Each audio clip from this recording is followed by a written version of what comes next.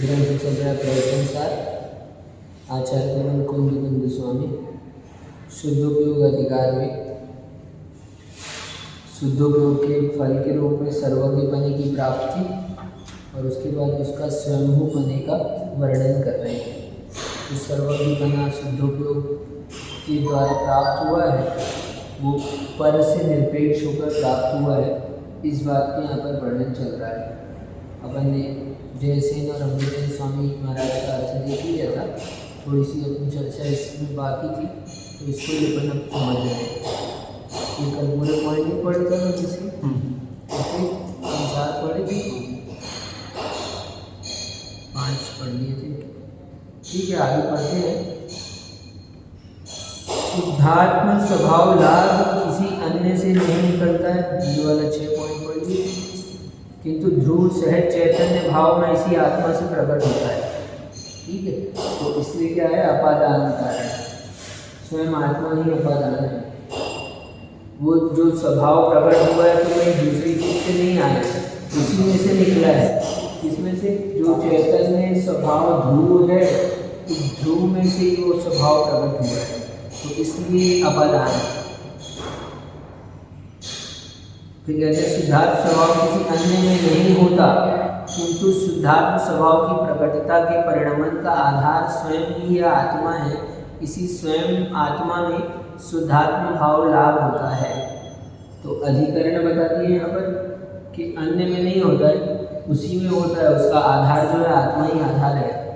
फिर आगे कहते हैं शुद्धात्म स्वभाव लाभ सजाति विजाति समस्त द्रव्यांतरों से अत्यंत निरपेक्ष है। अभी इसमें एक नया पॉइंट है, पर से निरपेक्ष तो है ही, लेकिन फिर भी विशेष रूप से क्या कहते हैं, जो शुद्धात्म स्वभाव का लाभ है सजातीय भोग और विजाति। सजाति कौन, जो अपनी जाति का है वो सजाति, जो भिन्न जाति का है, जो जैन है वो सजाति, जो अजैन है वो विजाति, है ना। तो यहाँ पर दूसरी बात, ठीक है, तो यहाँ पर अपन को जाति का मालूम है, जैन है, अपन जैन है जो हमारी जाति के हैं, ये कहते हैं ना। ठीक है, समर्थ, तुम कौन सी जाति के हो, हमारी जाति के हो। ठीक है, तो जो जैन है हमारी जाति का कहलाता है। ऐसे ही जो हम हैं, यानी मैं चैतन्य स्वरूप हूँ, मैं चैतन्य हूँ, मैं आत्मा हूँ, ऐसे ही जो जो आत्मा है, जो जो जीव है, वो सब हमारी जाति के हैं, सजाति। और इस जीव को छोड़कर पुद्गल, धर्म, अधर्म, आकाश और काल जो अन्य द्रव्य हैं वो सारे विजाति हैं। ठीक, तो विजाति हो गए, सजाति हो गए। तो सजाति द्रव्य में भी आप सोचें कि चलो पुद्गल हमारे लिए कुछ नहीं करता, लेकिन जीव तो कर देगा कुछ। समान जाति क्या होगा, समान जाति पर्याय, असमान जाति पर्याय, उसकी बात नहीं कर रहे हैं यहाँ पर। समान से आएगा इसमें विषय निकल कर थोड़ी देर के बाद में।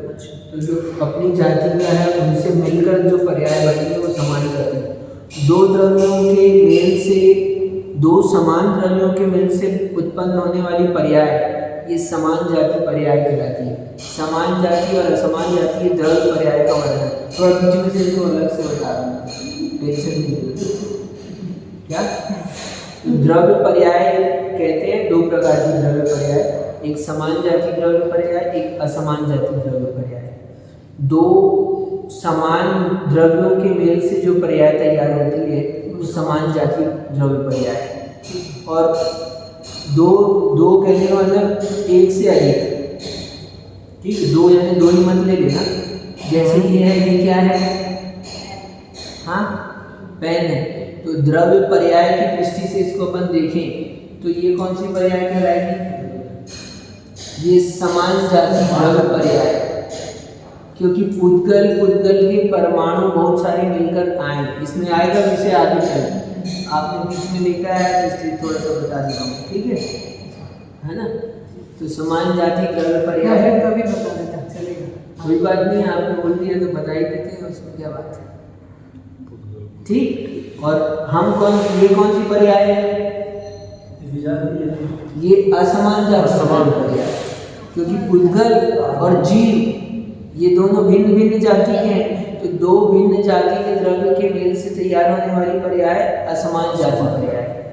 दो समान जाति के द्रव्य के मेल से तैयार होने वाली द्रव्य पर्याय, द्रव्य पर्याय कहने विशेष बात है, ये समान जाति द्रव्य पर्याय, ये जीव और पुद्गल में घटित होती है।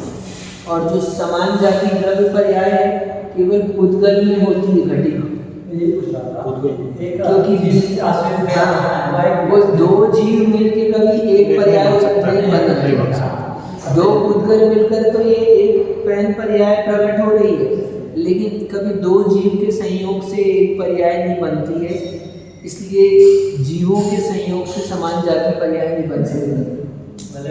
ठीक, समान जाति असमान जाति डायरेक्ट पर्याय किसकी, ये द्रव्य की असमान जाति हो जाती है, असमान जाति हो जाती है। हाँ, विपरीत, ठीक है, शायद एक बोल सकते हैं और किसी अपेक्षा से एक नहीं भी बोल सकते। जीव जीव ये समान जाति होगी। हाँ, जीव जीव, हाँ, तो वही कह रहे थे हम यहाँ पर, आपको आ जाओ वापस से अपन इधर, तो यहाँ कह रहे थे समान जाति सजातीय और विजातीय।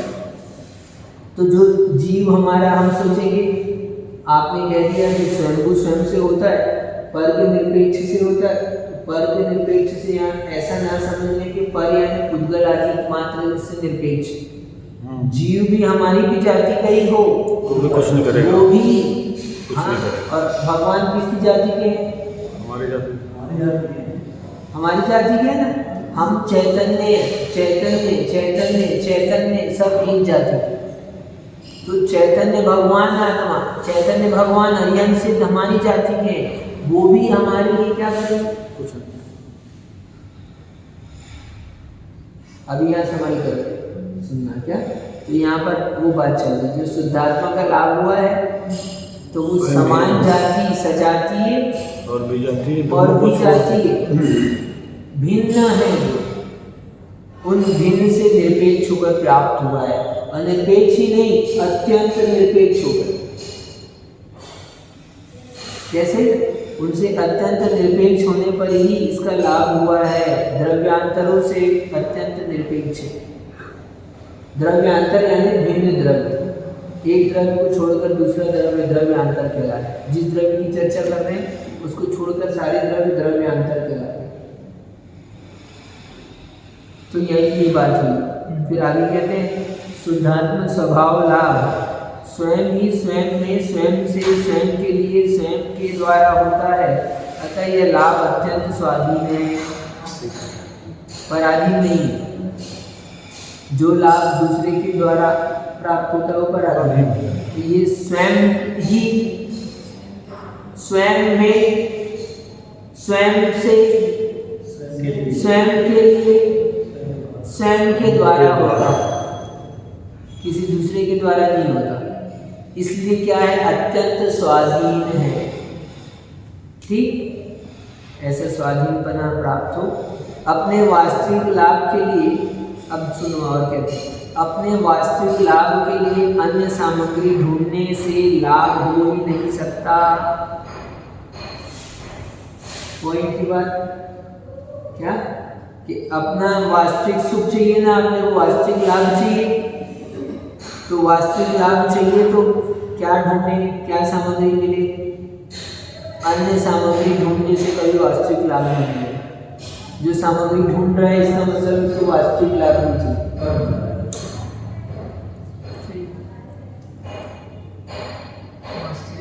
वास्तविक लाभ के लिए कोई दूसरी सामग्री नहीं चाहिए। तो जब कभी भी अपन दूसरी सामग्री चाहिए, इसका मतलब वास्तविक लाभ नहीं चाहिए, कहीं और जाता है। ठीक, चाहे वो सजाती का हो या अब वो सजाती ही जाती है, दोनों प्रकार के। तो इसलिए वास्तविक लाभ के लिए अन्य सामग्री ढूंढने से लाभ हो ही नहीं सकता। लाभ होगा तो किससे होगा? स्वयं से ही लाभ होगा। फिर आगे कहते हैं शुद्धात्म स्वभाव के लाभ के लिए अन्य सामग्री ढूंढने वाला परतंत्र है। कौन है स्वतंत्र? जो स्वयं है, सब कुछ खुद कर रहा है। जो पर की खोज कर रहा है वो परतंत्र है। जो दूसरी सामग्री जिसको चाहिए वो परतंत्र है। ठीक, ढूंढने वाला आप उसको कह रहे हैं, पहले तो ढूंढने से लाभ नहीं होगा ये बता दिया था। अब यहाँ बता रहे हैं कि जो ढूंढ रहा है वो परतंत्र है। जब कभी भी ढूंढ रहा है, अन्य सामग्री को ढूंढ रहा है शुद्धात्मा को छोड़कर, तो शुद्धात्मा स्वभाव के लाभ के लिए, लाभ क्या करना है, शुद्धात्मा का स्वभाव लाभ करना है, अन्य सामग्री ढूंढ रहा है, इसका मतलब परतंत्र नहीं हो सकता।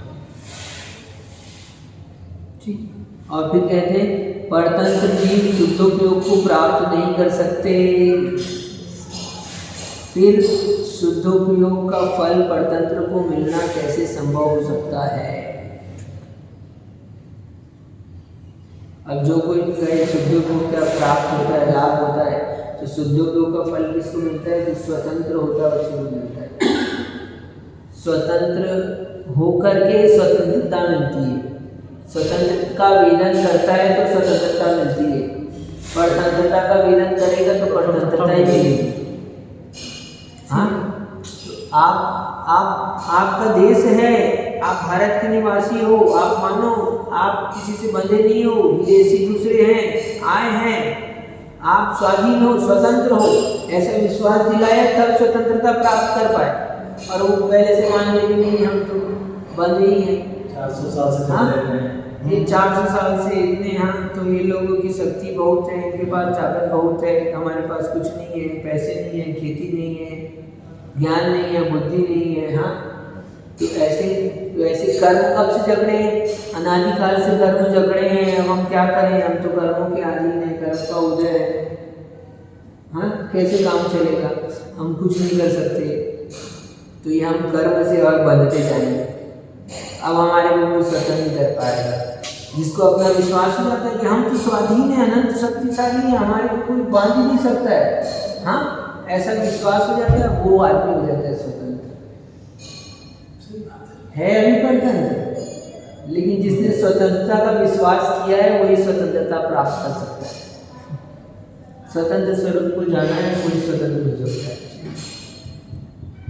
परतंत्र जीव शुद्धोपयोग को प्राप्त नहीं करता, तो शुद्धोपयोग का फल कैसे मिलेगा? फूल ही नहीं आता तो फल कैसे आएगा? फूल के बिना फल आता नहीं आता, है ना? पहले फूल लगता है, तो फूल ही जब नहीं हो रहा है तो फल कहाँ से लगेगा? तो शुद्धोपयोगी नहीं होता परतंत्र को, तो शुद्धोपयोग का फल कैसे मिलेगा? ये बात कही। तो इस तरह विशेष 12 पॉइंट के माध्यम से इस सूत्र की व्याख्या हुई, और इसमें सिद्धांत निकलकर, एक मूल सिद्धांत निकलकर ये आया कि परमात्मत्व विकास सहज चैतन्य स्वभाव की अभेद उपासना से प्रकट होता है। जो परमात्मपना है कैसे प्रकट होता है? कैसे प्रकट होता है? अपने चैतन्य स्वभाव की अभेद आराधना से प्रकट होता है। अभेद आराधना कैसे प्राप्त होती है? पहले भेद आराधना प्राप्त होती है, उसके बाद अभेद आराधना प्राप्त होती है। कोई सोचे कि शुद्धात्म स्वभाव अभेद आराधना से प्रकट होता है, तो हम भेद आराधना करेंगे। आप आराधना क्यों करें? क्यों महाराज को पूछें? क्यों भगवान के पास जाएं? भगवान कुछ करते नहीं है, आपने तो बताया स्वतंत्रता से मिलता है, अपने में, अपने लिए, अपने द्वारा, अपने में। हाँ, तो हम उनको उनके पास जाने की, क्योंकि वो तो कुछ करेंगे नहीं और दूसरे से किसी से मिलना नहीं है, तो हम उनके पास नहीं जाएं। लॉजिक तो अच्छा है, तर्क तो अच्छा है, लेकिन काम का नहीं है ना। जब दूसरे किसी कार्य के लिए तुम दूसरे के पास नहीं जाते हो, तो तब हम ये मान सकते हैं कि तुम अभेद आराधना कर सकते हो। और जब अभी तुम संसार के काम के लिए दूसरे के पास जाते हो, तो मोक्ष के मार्ग के काम के लिए, मोक्ष के लिए अभी तुमको दूसरे के पास जाने की जरूरत है। जिस दिन तुम संसार के काम के लिए दूसरे के पास जाना बंद कर दो, उस दिन हम मान लेंगे कि अब तुम धीरे से अब अपने काम के लिए भी तुम दूसरे के पास मत जाओ। परमार्थ के काम के लिए। कब है ऐसा संभव? तो ऐसे मुनि दशा में ही संभव हो पाता है। ठीक, इस तरह से सिद्धांत की बात कही। आगे गाथा कहते हैं, गाथा नंबर 17, बहुत बढ़िया आप चीज बताने वाले हैं आचार्य भगवान। हमने बंद कर दिया उसको खोलने। आप अब जो स्वयंभूपना प्रकट हुआ है अपने को यानी कि भगवान आत्मा को या जिस किसी को भी प्रकट हुआ है, तो स्वयंभूपना कैसा है, तो उसके बारे में थोड़ा सा विचार कर रहे हैं।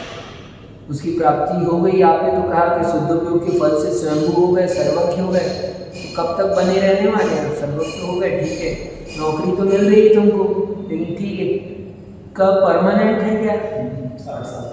कि कितने दिन की जॉब है तुम्हारी? तो ये भी तो बता दो। ठीक है, हाँ, एक बहुत बड़ी नौकरी मिल रही है, लाखों रुपए मिलेंगे उस नौकरी की। कितनी? 1 करोड़ रुपए महीना मिलेगा। ठीक है, आ जाओ, लेकिन एक ही महीने की नौकरी। और एक दूसरी नौकरी है जिसमें 10 लाख रुपए महीना मिलता है, लेकिन कब तो मिलेगा? Life time. तो कौन सी अच्छी है? तो इस तरह से अपने को जानने का इच्छा होता है ना। तो ऐसे ही यदि जो स्वरूप प्राप्त हो रहा है, स्वभाव प्राप्त हो रहा है, स्वयंभूपना प्राप्त हो रहा है, तो कब तक बने रहेगा? आपने तो बता दिया शुद्धोपयोग के फल से स्वयंभू होता है। तो उसके लिए यहाँ पर आप चर्चा करते हैं। भंग विहीणो य भवो, भंग विहीणो भवो, संभव परिवर्जितो विनाशो हि, संभव परिवर्जितो विनाशो हि, विद्यते तस्यैव पुरो, विद्यते तस्यैव पुरो, त्रि संभवना समवायो, त्रि संभवना समवायो, भंग विहीणो य भवो, संभव परिवर्जितो विनाशो हि, विद्यते तस्यैव पुरो, त्रि संभवना समवायो। बड़ी सुंदर मंत्र गाथा में कुंड स्वामी कहते हैं। भूमिका उत्थान का पढ़ते हैं इसकी। अब स्वयंभू यानी जो स्वयं के द्वारा उत्पन्न हुआ है, जो स्वयंभूपना प्राप्त हुआ है, स्वयंभू इस आत्मा के शुद्धात्म स्वभाव की प्राप्ति के अत्यंत अविनाशी पने को और कथनचित उत्पाद व ध्रुव युक्त पने का विचार करते हैं। जो स्वयंभूपना प्राप्त हुआ है वो अत्यंत अविनाशी है। अविनाशी यानी खत्म नहीं होगा, जिसका विनाश नहीं होने वाला। विनाश नहीं होने वाला तो ये लगाए अत्यंत अविनाशी लगाया। ठीक है, तो अत्यंत अविनाशी है यानी बने रहेगा, जैसा है वैसे ही बना है। ठीक है, तो जैसा है वैसे ही बना रहता है। लेकिन ऐसा ही मान ले तो कोई क्या मान लेगा? फिर हो सकता है कुटस्थ मान ले। तो उसके साथ में ऐसा बता रहे हैं, कथनचित उत्पाद व ध्रुव से युक्त पने का विचार कर रहे हैं। उसके जो स्वयंभूपना प्राप्त हुआ है वो कभी नाश होने वाला नहीं है, लेकिन वो स्वयं भी परिवर्तित होता रहता है। कैसा अभी आप बताएंगे? गाथा में बता रहे भंग विहीणो य भवो। भंग यानी भंग कर दिया उसे। हाँ, भंग यानी रंग में भंग कर देते। भंग यानी डिटैच कर दिया। भंग यानी नाश कर दिया, रंग में नष्ट कर दिया। डिसएसोसिएट भी बोल सकते हैं। ये है भंग। तो ये कह रहे हैं भंग विहीणो य भवो। ये जो स्वयंभूपना प्राप्त हुआ है क्या वो कैसा है? जो शुद्धात्म स्वभाव को प्राप्त हुआ है, शुद्धात्म स्वभाव का लाभ हुआ है, वो भंग से विहीन है यानी नाश से रहित है, ऐसा वो भाव है। शुद्धात्मपने का जो स्वभाव प्राप्त हुआ है वो कैसा है? भंग विहीणो य भवो यानी वो विनाश से रहित है, विनाश से रहित उत्पाद हुआ है। कौन सा उत्पाद है? विनाश से रहित उत्पाद। हर समय उत्पाद विनाश वस्तु में चलते रहता है, लेकिन ऐसा उत्पाद हुआ है जो विनाश से रहित है, यानी इस उत्पाद का कभी विनाश होने वाला नहीं है। इसलिए कह रहे भंग विहीणो। भंग यानी नाश, नाश से विहीन यानी रहित, नाश से रहित यह भवो, ऐसा उत्पाद हुआ। और कहते हैं संभव परिविवर्जितो विनाशो ही, और उत्पाद से रहित विनाश है। क्या चीज? ये स्वयंभूपना जो है वो उत्पाद से रहित है। उत्पाद से रहित क्यों कहा? अब वो फिर से संसार की पर्याय उत्पन्न होगी क्या? नहीं होगी। तो उस संसार की पर्याय का उत्पाद नहीं होगा, इसलिए उत्पाद से रहित विनाश हुआ। क्या? जो विनाश हुआ है संसार पर्याय का, वो संसार पर्याय का विनाश कैसा हुआ? उत्पाद से रहित विनाश। नहीं तो आप कहीं ऐसा मान लो कि यह विनाश तो हो गई और फिर से उत्पन्न हो जाए, क्योंकि आज भारत में ऐसे दर्शन हैं जो ये मानते हैं कि जो परमात्मा हो चुके हैं, हो गए हैं, वो 100 कल्प काल बीत जाने के बाद फिर से अवतार लेकर संसार में आए। तो हमारे परमात्मा कैसे हैं? ये स्वयंभू कैसे हैं? ये विनाश से रहित उत्पाद वाले हैं, तो फिर से संसार में आ सकते हैं क्या? तो उत्पाद से रहित विनाश वाले, ऐसा संसार का विनाश किया है जिसका फिर पुनः उत्पाद नहीं होगा। ठीक, उत्पाद रहित विनाश है। और तस्य, तो अब आपने जो चीज तो बता दी कि उत्पाद से विनाश से रहित उत्पाद हुआ और उत्पाद से रहित विनाश हुआ। तो अब इसका मतलब तो जैसे हैं वैसे ही बने रहने वाले हैं। क्या? जैसे हैं वैसे ही हैं। तो जैसे हैं वैसे होने पर भी तस्य एव पुनः, लेकिन उसमें भी क्या होता है? स्थिति संभव, हाँ लिखा था स्थिति संभव नाश समवायो, स्थिति संभव और नाश ये उसमें भी संभाव है यानी समवाय है। इसमें जो पर्याय उत्पन्न हुई स्वयंभूपना हुआ है, यद्यपि वो स्वयंभूपना वैसा का वैसा बने रहने वाला है, लेकिन उसमें भी कैसा है? वो उत्पाद व्यय और द्रव्य से युक्त है। नहीं तो कोई सोचे सिद्ध पर्याय बदलती कि नहीं बदलती? वैसे पर्याय नहीं बदलेगी। हाँ, पर्याय नहीं बदलेगी। सिद्ध पर्याय है तो अब यही बता रहे हैं, इसलिए आपको क्या यहाँ पर कहने का अभिप्राय बदल के सिद्ध ही रहेगा, परिणमन तो होगा लेकिन सिद्ध चलते रहेगा। ठीक है, तो अब ऐसा नहीं है क्योंकि द्रव्य का स्वभाव परिणमन होना है। एक पर्याय, दूसरी पर्याय, तीसरी पर्याय, चौथी पर्याय, पांचवी पर्याय। ठीक है, आप अगर मनुष्य हो तो मतलब क्या बनना पसंद करोगे? चलो देव बनाने में, देव बन जाओगे, फिर क्या बनना है? फिर तो बनना पड़ेगा उसमें, क्या बनना है बोलो? फिर मनुष्य बनना। ठीक है, फिर मनुष्य बना देना, फिर देव, फिर घूमते रहना है। ठीक है, और फिर उसके बाद फिर मनुष्य बनना ही पड़ेगा। तो मान लो आपकी पर्याय ऐसे चल रही ना, बदल के एक पर्याय से दूसरी पर्याय, तीसरी पर्याय, चौथी पर्याय, ऐसे अब सिद्ध भगवान है अब, है ना? ठीक है, तो अब ये सिद्ध पर्याय एक बार बन गए तो अब क्या बनेंगे? अब तो सिद्ध ही कहेंगे, तो पर्याय तो नहीं बदलनी होगी। हाँ, तो सिद्ध वही है सदाकाल। ठीक है, लेकिन वही है इसका मतलब, लेकिन जो द्रव्य का स्वभाव है, परिणमन स्वभाव वाला द्रव्य होता है, प्रति समय परिणमन करता है, तो सिद्ध भगवान भी बदल रहे हैं। प्रति समय नहीं बदल रहे होते तो वस्तु नहीं होती, उनका अभाव हो जाता। बदल रहे हैं लेकिन उसी रूप से बदल रहे हैं। तो हम लोग जो पढ़े थे कि एक के बाद दूसरा पर्याय नहीं जाता है, तो यहाँ पे उसी सीधे एक ही एक्सेप्शन हो गया। हाँ, सिद्धि रूप को प्राप्त हो रहे हैं, परिणमन चल रहा है उसमें, वस्तु में परिणमन नहीं चल रहा है, ऐसा नहीं है। हाँ, तो नहीं तो हमने वो पढ़ा था ना कि भाई एक से दूसरा ही होगा। हाँ, तो यहाँ पे ये एक्सेप्शन है, यहाँ पे सिद्ध है तो सिद्धि होगा। हाँ, अब सिद्ध भगवान वापस मनुष्य इसके बाद वो कोई पर्याय नहीं बदले, बाकी सारे लोगों के लिए वो बदलते रहेगा हमेशा, सेम कभी नहीं रहेगा। विनाश रहित उत्पाद होता है। अब इसका नाश नहीं होने वाला, अब इस अवस्था का, सिद्ध अवस्था का नाश नहीं होगा, ये खाली एक अपवाद है। उत्पाद है।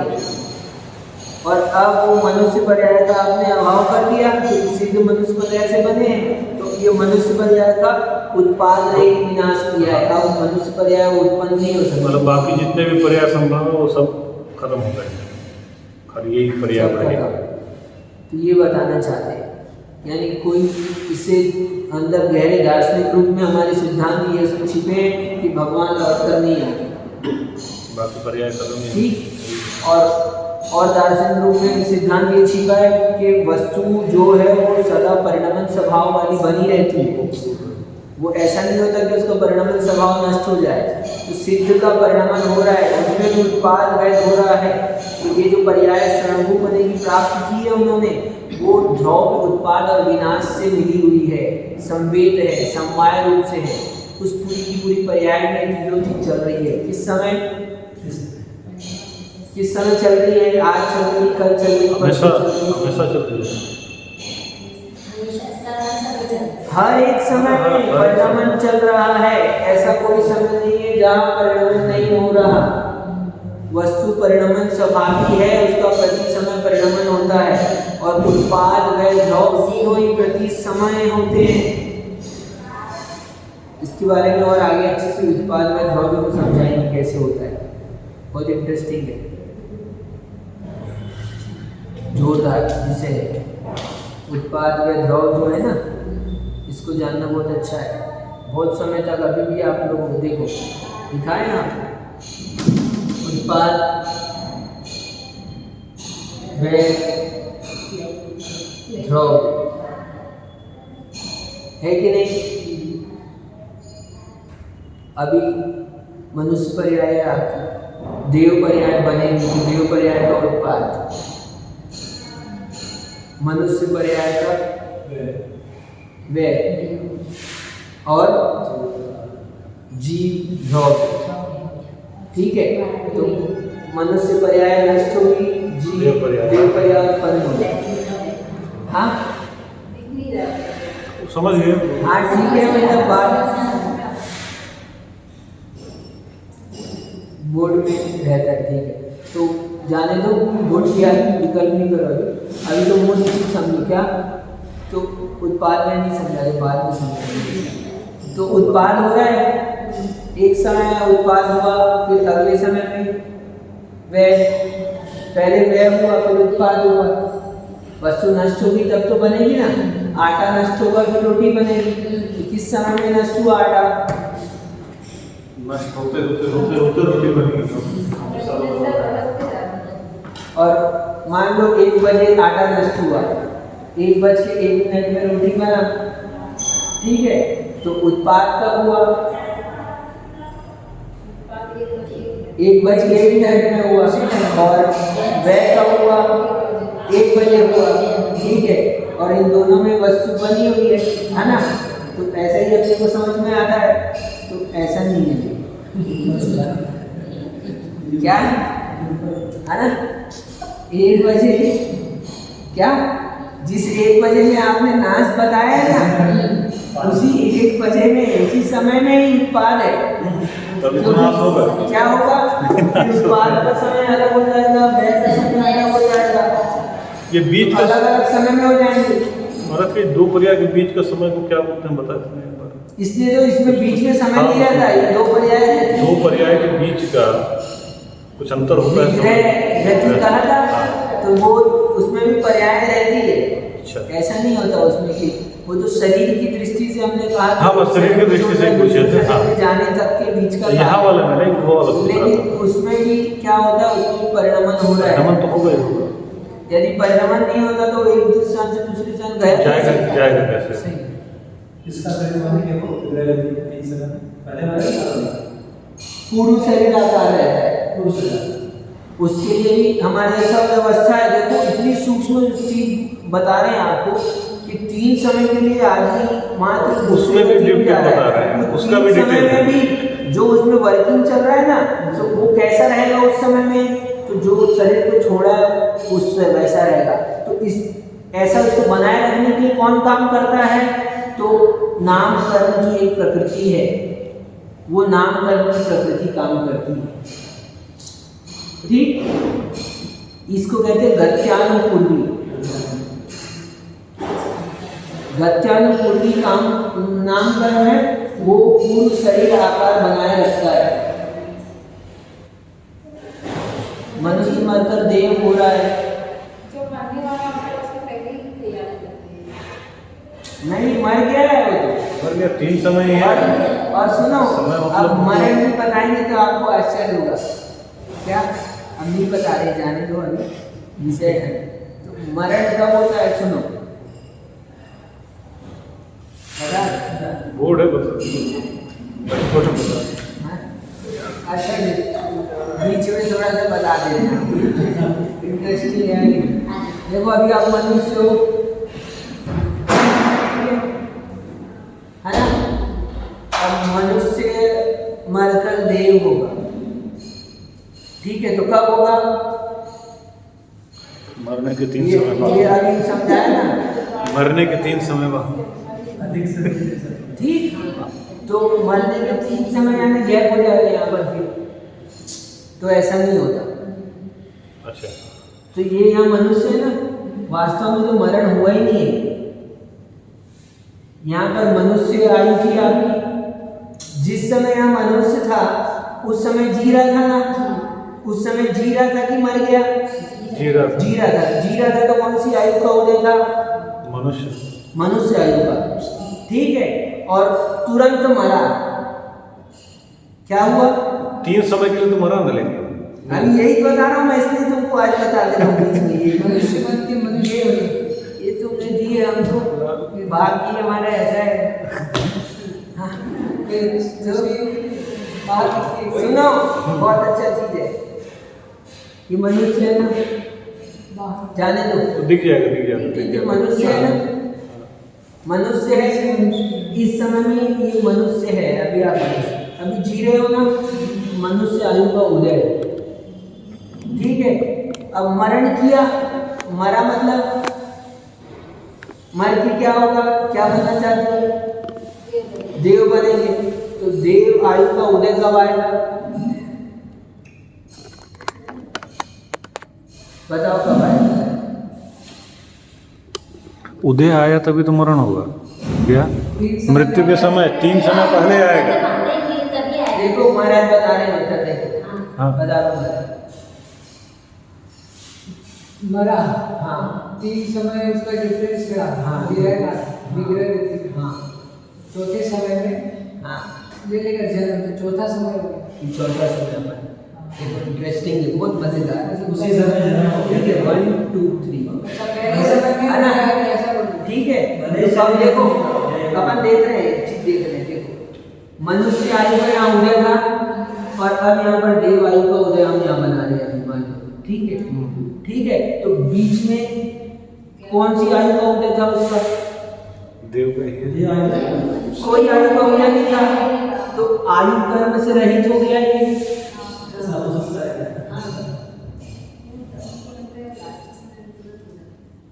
क्या उठते समय में कोई आयु मान्य नहीं है, तो आयु कर्म से रहित हो गया, तो एक कर्म का तो अभाव हो गया। कितने कर्म का, एक कर्म का अभाव हो गया। कितनी बढ़िया बात है, संभव है ऐसा, कर्म का अभाव किसके हुआ है, 4 कर्म का अभाव हुआ है और 8 कर्म का अभाव हुआ है सिद्धों के, उसके नीचे कोई कर्म का अभाव वाले हो नहीं सकता, किसी स्थिति में नहीं हो सकते। अच्छा, तो का अभाव नहीं हुआ है यहाँ। देवायु करने यहाँ से वास्तव में घबराते क्यों, मरण तो होता ही नहीं है।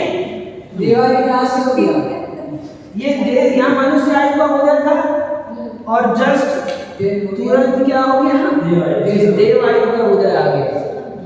हम तो जी रहे हैं, अभी मनुष्य में जी रहे हैं, अभी समय में भी क्या करेंगे, देव में जिएंगे। देव में जिएंगे, मरा कहाँ, सही है। हाँ सही वो तो बुद्ध मरा कहाँ बताओ कब मरा? ये तो वो जो 3 समय है उस समय फिर इसके उदय के कारण वो 3 समय आ रहा है जो भी चक्कर में पड़ गए। हाँ मगर आत्मा कभी मरती ही नहीं ना। आत्मा तो वो तो नहीं मरती है। आत्मा तो अभी कर्म से बता रहे हैं, आत्मा तो मरती नहीं है। हाँ, वो है तो अलग ही ही। उसकी बात तो है ही, लेकिन अपन जिसको मरण, इसी को मरण कहते हैं। पर्याय के एक बीच में आयु गैप। में बदल कर दूसरे आयु हो जाता है, ये मरण है। आयु कर्म प्रति समय उदय में आता है, आयु कर्म के निषेध ऐसा कभी नहीं होता कि उदय में ना आए। तो जिस समय मनुष्य आयु का निषेध यहाँ पूरा हुआ, वहाँ ही अगले समय में देव आयु का उदय प्रारंभ हो गया। तो पहले समय तो से यही प्रारंभ हो है। गया एक पर्याय से पर्यायांतर, ये हो गया मरण, इसको हम कहते हैं मरण। ये इसका मरण नाम है, भाव का परिवर्तन। तो वास्तव में तो मरण हुआ ही नहीं है, क्योंकि यहाँ जन्म हो गया है। जब ये लास्ट पॉइंट में था, ये लास्ट वाला मान लो और ये फर्स्ट मान लो, ठीक है। तो लास्ट पॉइंट में था तो यहाँ जी रहा था कि मर रहा था? जी रहा हाँ जी रहा अमर जी है। रहा था, ये जी रहा था, मनुष्य आयु में जी रहा था, ठीक है। और जैसे ही मनुष्य आयु पूरी हुई तो अब जी रहा है कि मर गया? जी रहे। अब जी रहा है। तो ये जी रहा है, देव आयु में जी रहा है। ये बंद पहले ही हो जाता है। हाँ, बिना बंद किए आदमी मर नहीं सकता है। और सुनो, और एक विशेष बात आपको बता दें, अब बीच में ये निकल के आ गया विषय, इसलिए बता दे रहे हैं, पूरा मिक्स हो गया सब कुछ। तो जिसने देव आयु का बंद कर लिया है, क्या वो अग्नि के ऊपर बैठ जाए तो भी नहीं मरेगा। जल जाएगा अलग बात है, पूरा जल गया, 100% जल गया, लेकिन नहीं मरेगा। मतलब वो अकाल, वो जो होता था क्या बोलते हैं, बस तो वो नहीं आएगा जिसने उसमें। आयु बंद कर लिया है, हाँ। उसका अकाल में मरण नहीं होगा, नहीं होगा। क्योंकि ये देव आयु का उदय में आना है, 1 तारीख को जब ये उदय में खत्म आना है। होगा, हाँ, तो उसी समय आएगा वो। हाँ 2025 में आना है मान लीजिए। बंद कहीं पे भी हुआ हो तो बंद किया तो देव आयु का उदय आएगा। जिसने आयु बंद कर लिया है उसका अकाल मरण नहीं होगा। क्यों? क्योंकि जो बंद किया है वो तो उदय में आएगी, वो तो फिक्स हो गया। और ये अब निषेध पूरे खिल जाएंगे तो बीच में कहाँ जाएगा? तो ऐसा सिस्टम नहीं है, पूरा सिस्टम सिस्टमेटिक है हमारा।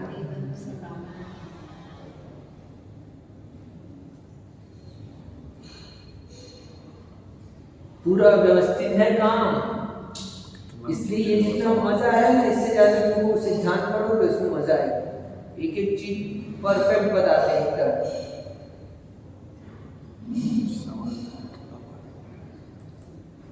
तो बीच में अकाल मरण नहीं होगा। ये वस्तु की व्यवस्था है।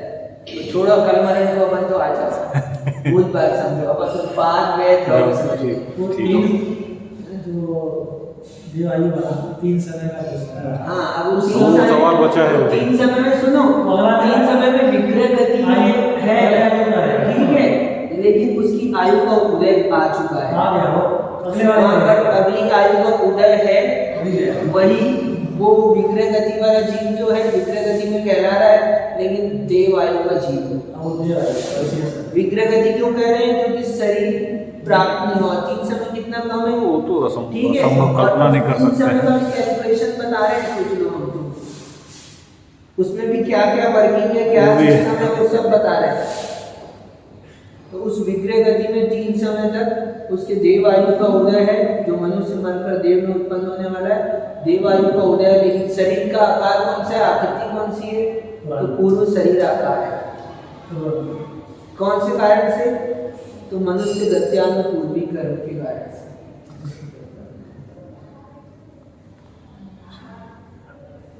ठीक, तो 1 2 3 समय के लिए नहीं, बाद में आएगा उदय में, ऐसा नहीं कहना। ऐसे तो क्या है, ऐसे तो फिर गड़बड़ हो जाएगा सिस्टम।